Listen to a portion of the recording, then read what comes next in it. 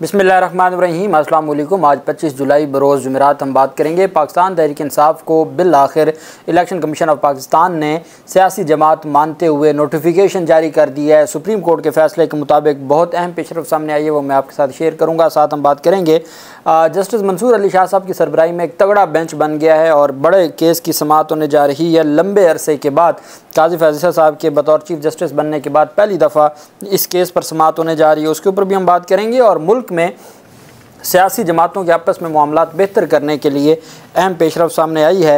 एक से supreme court में दरख्वास्त दायर की गई है, उसके ऊपर भी हम बात करेंगे। सबसे पहले तो मैं आपको बताता चलूँ कि अरशद शरीफ शहीद के हवाले से आज बहुत अहम समाअत हुई है चीफ जस्टिस आमिर फ़ारूक साहब की अदालत में। हामिद मीर समेत जो वकला हैं वो अदालत में पेश हुए। हामिद मीर की ये दरख्वास्त थी और अरशद शरीफ की फैमिली भी कमरे अदालत में मौजूद थी। चीफ जस्टिस आमिर फ़ारूक ने अरशद शरीफ कत्ल की तहकीकात के लिए जुडिशल कमीशन बनाने से मुतल्लिक दरख्वास्त पर समाअत की और दौरान समाअत रिमार्क्स देते हुए कहा कि FIRs तो बहुत से लोगों पर हो जाती हैं, लेकिन क्या वजह बनी कि अरशद शरीफ को मुल्क छोड़ कर जाना पड़ा। वकील शुएब शाहीन ने कहा कि अरशद शरीफ पर 9 मुकदमात दर्ज थे। इस्लामाबाद हाई कोर्ट से वो सिर्फ हिफाजती ज़मानत पर थे। इनको मैसेज किया गया था कि हम आपको नंगा करेंगे, इस वजह से अरशद को मुल्क छोड़ना पड़ा। इस्लामाबाद हाई कोर्ट के चीफ जस्टिस आमिर फ़ारूक ने कहा कि IG और JIT सरबराह के मुताबिक इनके हाथ बंधे हुए हैं क्योंकि सबूत कीनिया में हैं। हुकूमत का कमीशन की तश्कील के हवाले से क्या मौक़िफ़ है। एडिशनल अटॉर्नी जनरल ने कहा कि इस केस में 2 गैर मुमालिक और एक पाकिस्तान शामिल हैं। दूसरे मुमालिक में MLA के ज़रिए ही रसाई दी जा सकती है। अदालत ने रिमार्क्स दिए कि जो दुनिया से चले गए हैं वो वापस तो नहीं आ सकते, लेकिन जो कुछ हुआ है कम अज़ कम सच तो सामने आ सकता है।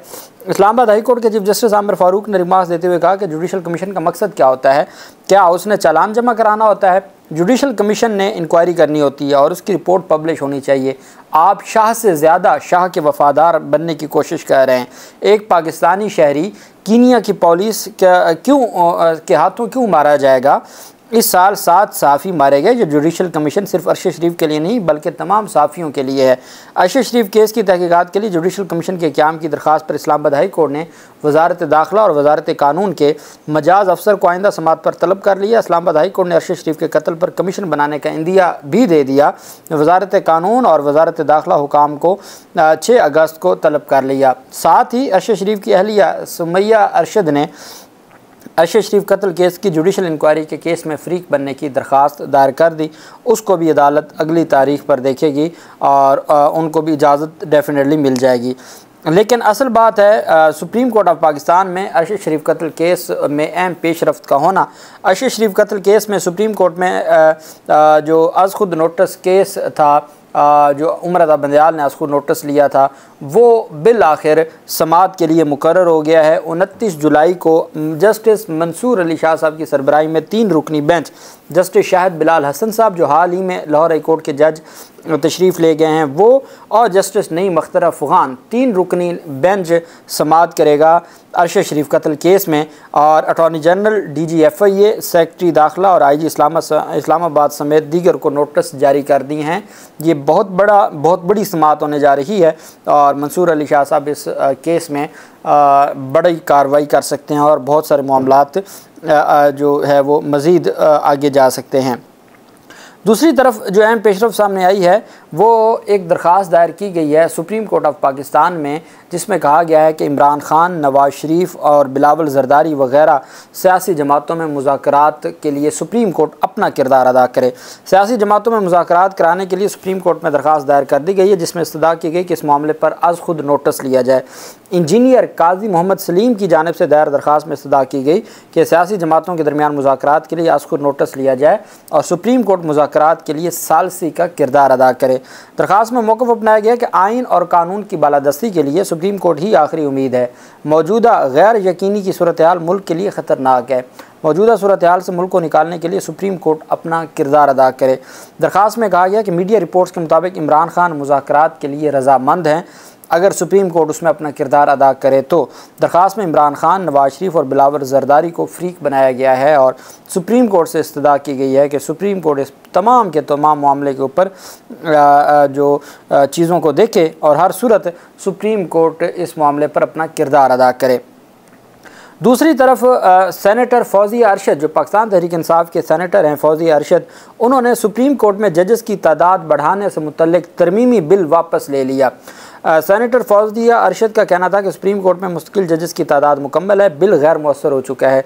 जजेस की तादाद बढ़ाने से मुतल्लिक बिल अक्सर मुस्तकिल जजेस की तकर्रियों में ताख़ीर के बायस लाई। अब उनका जो बिल था वो पहले से ज़ेर इल्तवा था, जब 3 जजेस की तकर्री नहीं हो रही थी सुप्रीम कोर्ट ऑफ पाकिस्तान में। अब 3 जजेस की तकर्री तो हो गई, लेकिन अब एडहॉक जजेस को सामने लाया जा रहा था। दिलचस्प बात ये थी कि अब उनके बिल को, फौजी अरशद के बिल को इस्तेमाल करते हुए जो कमेटियाँ हैं वजारत कानून व इंसाफ की, वो जजेस की तादाद में इजाफे से मुतल्लिक मामलात को आगे बढ़ा रही थी। लेकिन फौजी अरशद ने फ़ौरी तौर पर अपना जो बिल है वो वापस ले लिया। उन्होंने कहा कि मेरा जो मकसद था वो था मुस्तकिल जजेस की तैनाती मुकम्मल होना, चूँकि वो मुकम्मल हो चुकी है तो मैं वो गैर मौसर हो गया है। सेनेटर फौजी अरशद ने जजेस की तादाद 17 से 20 करने का तरमीमी बिल जनवरी 2023 में पेश किया था। गुज़श्ता रोज़ कायमा कमेटी पर मुजवज़ा बिल पर सुप्रीम कोर्ट में जजेस की तादाद बढ़ाने पर इत्तफ़ाक़ किया गया था। कायमा कमेटी ने फौजी अरशद के बिल पर रजिस्ट्रार सुप्रीम कोर्ट से तफसीलात भी तलब की थी। अब फौजी अरशद ने वो बिल ही वापस ले लिया, चूँकि पाकिस्तान तहरीक इंसाफ ने इस बात पर इतराज़ किया था कि अगर हुकूमत को अपना मकसद निकालना चाहती है और हुकूमत अगर अपनी मामलात बेहतर करना चाहती है तो वो पाकिस्तान तहरीक इंसाफ के बिल की जो कंधे पे रख के इस्तेमाल न करे और किसी सूरत भी इन तमाम मामलात को ऐसे आगे नहीं बढ़ाना चाहिए। दूसरी तरफ जो अहम पेशरफ्त सामने आई है, अब पाकिस्तान तहरीक इंसाफ के सरबराह इमरान खान ने बाकायदा तौर पर दरख्वास्त दायर कर दी है मुअज़्ज़ज़ चीफ जस्टिस काज़ी फ़ाज़िल साहब के ख़िलाफ़। जो दरख्वास्त के कंटेंट्स भी मैंने आपके साथ शेयर किए थे वो दरख्वास्त दायर हो गई है और उसका नंबर भी अलॉट हो गया है। इमरान खान ने चीफ जस्टिस काज़ी फ़ाज़िल साहब के ख़िलाफ़ practice and procedure act committee से रजू किया। दरख्वास्त में मौक़िफ़ अपनाया गया है कि ख्याल था कि वक्त गुजरने के साथ साथ माजी को भुला दिया गया होगा, महसूस हो रहा है माजी की कानूनी चाराजोई को भुलाया नहीं गया। इमरान खान ने दरख्वास्त में मौक़िफ़ अपनाया कि इमरान खान ने बतौर वज़ीर आज़म चीफ जस्टिस काज़ी फ़ाज़िल के ख़िलाफ़ कानून के मुताबिक रेफरेंस दायर किया। आइनी ज़िम्मेदारी की अदायगी को चीफ जस्टिस की अहलिया सरीना ईसा ने ज़ाती हमला तस्वुर किया। दरख्वास्त में कहा गया कि गलत तासुर की बुनियाद पर सरीना ईसा ने अवामी सतह पर ख़िलाफ़ बयानात दिए। सरीना ईसा बतौर वज़ीर आज़म ओहदे से हटाने की इस्तदा भी कर चुकी हैं। इमरान खान को माजी में वज़ीर आज़म के ओहदे से हटाने की इस्तदा भी कर चुकी हैं। काज़ी फ़ाज़िल ने कभी अपनी अहलिया के बयानात से लातअल्लुक़ी ज़ाहिर नहीं की और ज़ाहरी तौर पर यही नज़र आ रहा है कि वो अपनी अहलिया के बयानात के साथ खड़े हैं। दरख्वास्त में कहा गया कि इमरान खान उनकी अहलिया तहरीक इंसाफ और सुन्नी इत्तेहाद कौंसिल के मुकदमात में चीफ जस्टिस इंसाफ और आइन के तकाज़ों के मुताबिक नहीं करेंगे। सुप्रीम कोर्ट का लार्जर बेंच ऑब्जर्वेशन दे चुका है कि चीफ जस्टिस मेरे ख़िलाफ़ मुकदमात न सुने और इस वजह से उन्होंने इस्तदा की और उन्होंने कहा कि माजी के फ़ैसलों को मद्देनज़र रखते हुए इंसाफ के तकाज़ों को पूरा करने के लिए चीफ जस्टिस काज़ी फ़ाज़िल मेरे मुकदमात से ख़ुद को अलग कर लें।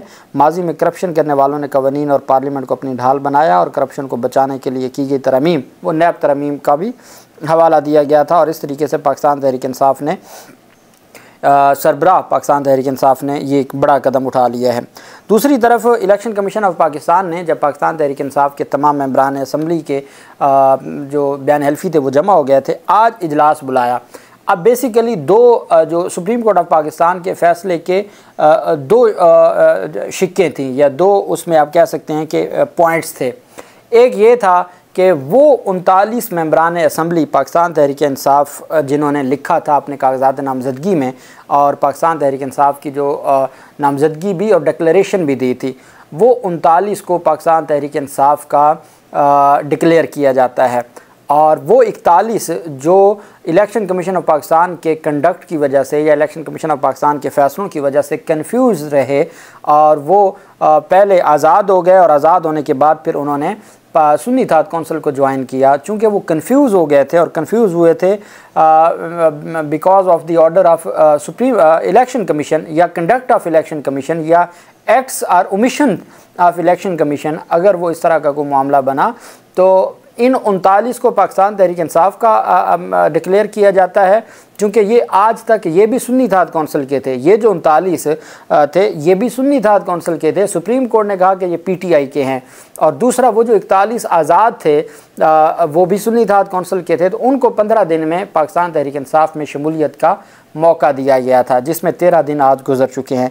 इलेक्शन कमीशन ऑफ पाकिस्तान ने पहले मरहले पर सुप्रीम कोर्ट के फ़ैसले के पहले हिस्से पर अमल दरामद करते हुए पहली बार पाकिस्तान तहरीक इंसाफ को पार्लिमानी पार्टी तस्लीम करते हुए 39 मेंबरान नेशनल असम्बली के नोटिफिकेशन जारी कर दिए हैं। ये सबसे मुश्किल मरहला था पाकिस्तान तहरीक इंसाफ को पार्लिमानी पार्टी मानना, जो इलेक्शन कमीशन ऑफ पाकिस्तान किसी सूरत मानने को तैयार नहीं था। अब सुप्रीम कोर्ट के फ़ैसले का जो आधा हिस्सा है उस पर आज अमल दरामद करते हुए बाकायदा तौर पर नोटिफिकेशन जारी कर दिया। अब दूसरा जो हाफ है जिसमें पाकिस्तान तहरीक इंसाफ के 41 मेंबरान नेशनल असम्बली अपने 41 जमा करवा चुके हैं और बाकी सूबाई, उसमें इलेक्शन कमीशन ऑफ पाकिस्तान ने कहा है कि जी हम कुछ हमें कन्फ्यूजन है, हम सुप्रीम कोर्ट ऑफ पाकिस्तान से रजू करने जा रहे हैं। चूँकि सुप्रीम कोर्ट ने कहा था अगर आपको कोई कन्फ्यूजन होगी फ़ौरी आप दरख्वास्त देंगे तो जो 8 रुकनी बेंच है, अक्सरियती बेंच, वो आपकी दरख्वास्त को सुन लेगा। अब इलेक्शन कमीशन ज़राए के मुताबिक चीफ इलेक्शन कमिश्नर की ज़ेर सदारत इलेक्शन कमीशन के इजलास इख्तिताम पजीर हुआ। PTI का पार्टी ढांचा मौजूद नहीं है। सुप्रीम कोर्ट रहनुमाई करे कि किस अथॉरिटी के तहत पार्टी टिकट्स को माना जाए।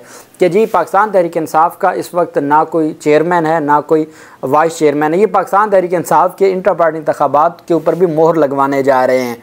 चूँकि पाकिस्तान होता यह है कि जब भी टिकट उस वक्त भी पाकिस्तान तहरीक इंसाफ ने सुन्नी इत्तेहाद कौंसिल की इस वजह से नहीं दी थी, इस वजह से दी थी और PTI की नहीं दी थी कि वो कहते थे जब हमारे किसी को चेयरमैन ही नहीं मानते और हमारे इंटर पार्टी इंतखाबात को इन्होंने साइड पर रखा हुआ है, तो अगर 3 दिन में वो PTI ज्वाइन करते तो चेयरमैन कौन होता, कौन दस्तखत करता, फिर इन्होंने हमें डिस्क्वालीफाई कर देना था।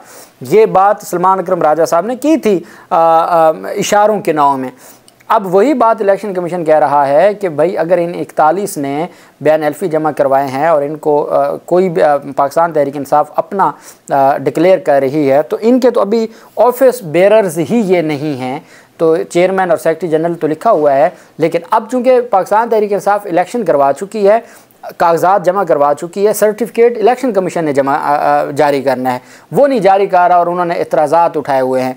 तो अब पाकिस्तान तहरीक इंसाफ के जो इंट्रा पार्टी इंतखाबात हैं उन पर भी मोहर सब्त होने जा रही है, उनको भी दुरुस्त करार दिया जाएगा सुप्रीम कोर्ट ऑफ पाकिस्तान से और फिर बल्ले का निशान भी बहाल हो जाएगा जैसे इंट्रा पार्टी इंतखाबात। क्योंकि सुप्रीम कोर्ट ने कहा भाई चेयरमैन गौहर अली खान है, उसके दस्तखत हुए हैं, उनको आप तस्लीम करो, और सेक्रेटरी जनरल उमर अयूब हैं, उनके दस्तखत हुए हैं, उन्होंने टिकट्स और बयान हल्फी और पार्टी अफिलिएशन सर्टिफिकेट जारी कर दिए हैं, उनको आप तस्लीम करो। जब उनको तस्लीम करेंगे तो इंटर पार्टी इंतखाबात तस्लीम हो जाएंगे, इंटर पार्टी इंतखाबात तस्लीम हो जाएंगे तो पाकिस्तान तहरीक इंसाफ को बल्ले का निशान भी वापस मिल जाएगा।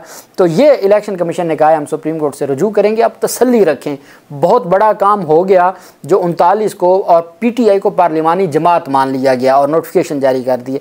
ये एक छोटी सी टेक्निकल चीज़ है, इसको सुप्रीम कोर्ट फौरी हल कर देगी और हल होने के बाद अगर वो पाकिस्तान तहरीक इंसाफ के हैं, पाकिस्तान तहरीक इंसाफ अपना पार्लिमानी लीडर एक बना लेती है और सुप्रीम कोर्ट कहती है चले चेयरमैन और इनका मामला है ना तो पार्लिमानी लीडर अफिलिएशन बना दे, तो वो फिर भी हो जाएगा। तो हर सूरत होगा क्योंकि सुप्रीम कोर्ट का फैसला अपनी जगह पे है और ये पाकिस्तान तहरीक इंसाफ को अपनी तरफ से तो ये एक रुकावट खड़ी कर रहे हैं 2-4 दिनों की, लेकिन ये पाकिस्तान तहरीक इंसाफ का बहुत बड़ा मसला हल करने जा रहे हैं। अल्लाह पाक पाकिस्तान का हम नासिर हो। बहुत शुक्रिया। अल्लाह हाफिज़। पाकिस्तान जिंदाबाद।